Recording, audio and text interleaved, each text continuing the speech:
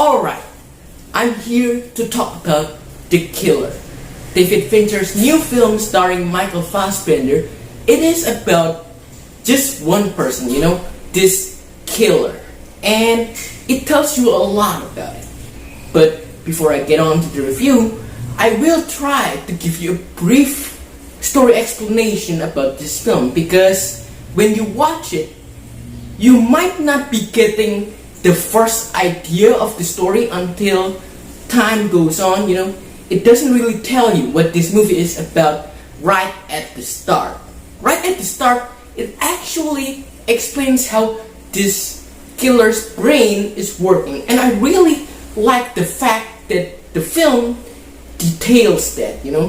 This film details how he operates as a professional killer, and I think that is one of the strongest parts of this film, one of the strongest aspects of this film, because it takes you into his mind and you can watch how he operates, how he plans on killing people, and what is his motivation. Because throughout the middle course of this film, you really starting to get what he's looking after. It is about a revenge story, but it really details you how this plot is working around him,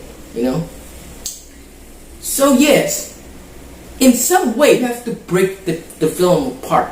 You are not given a flat out explanation about what this film is about at the start, but as the movie progresses, you really get the sense of, oh, this is just about the revenge story, and this is just about one person. And what I like about this film is, of course, how just one person can build a whole story around him, can build an amazing, compelling, and interesting story around him.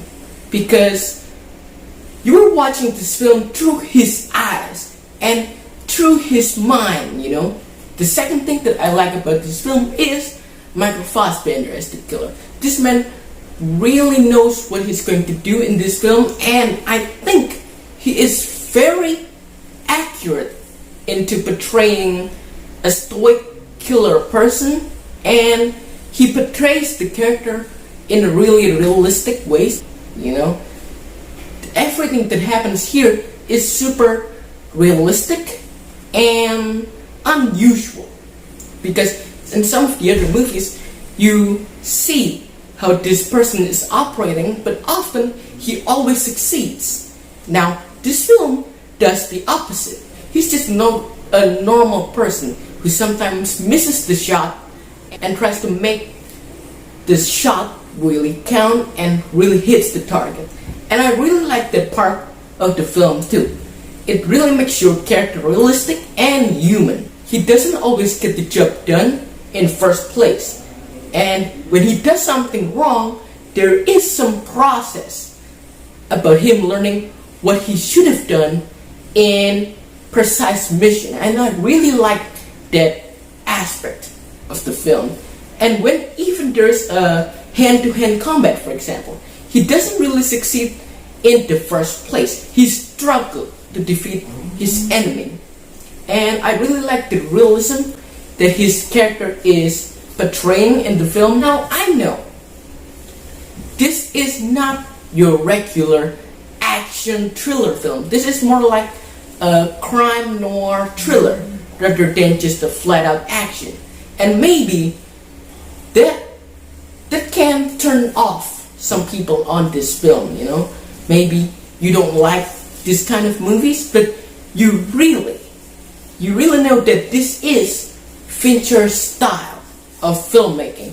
He really tells everything in detail, and maybe it is a little bit slow paced, but for me it is paced very well, but it never really reaches the intensity that the film seemed to want to perceive. And I think that is one of the negatives in the film. But trust me, if you're here for the Fincher style, you really have to enjoy this film in entirety. And if you have seen 7 you know his style very well. And I think the best Fincher film is still, to this day, 7. If you haven't seen the film, check it out. Maybe that film is way much better than this film. It is still good, but when you compare it to 7, that movie is basically a masterpiece. This is just a solid crime thriller driven story told through a realistic mind of a professional killer. And I think Michael Fassbender portrayed the killer very well. You know, he really knows what he's doing here, and I really like that. So, if you ask me, the best Fincher film is still 7.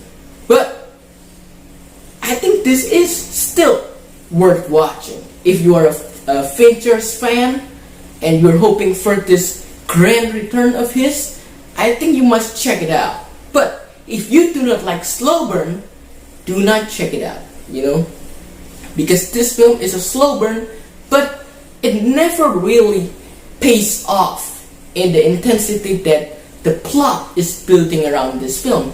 As far as I'm concerned, the story plots here are very well detailed and very well written.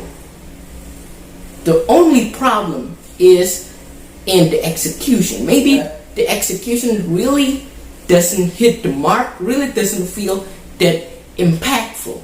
But if you are here for Fincher's comeback, you must check this out. So, in that regard, in these opinions, I will give The Killer a 7 out of 10. This is still a solid film, even though not as good as 7. So, 7 out of 10. If you have seen the film, tell me what you think about the film. Is it good? Is it bad? Is it boring? Or is it thrilling in your mind? That's it. Feel free to comment down below and see you on the next video.